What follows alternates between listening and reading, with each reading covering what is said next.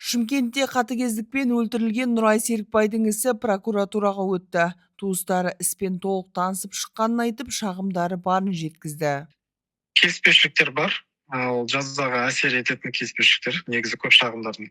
Сол үшін біз сол шағымдарды ертерек қарастырып, белгілі бір уақытында қарастырса екен дейміз. Әйтпесе ол созылып кетсе, кейін сотқа өтіп кетеді ғой. Уақыт бізде тығыз да. Нұрайдың ағасы Сұлтан Серікбай бізге берген сұхбатында тергеудің құпиялылығын ескеріп, қандай шағымы барын ашық айтпады. Алайда күдіктіге тағылған айыптардың жеңілдетілмеуін сұраймыз деді.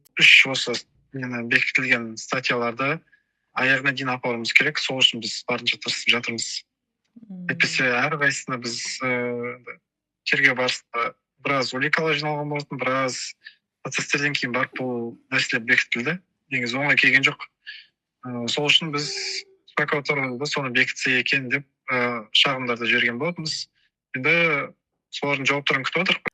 Нұрайды айуандықпен өлтірді деген күдіктінің соты тамыз айында басталуы мүмкін. Туыстары күдіктінің өмір бойына бас бостандығынан айырылуын талап етіп отыр.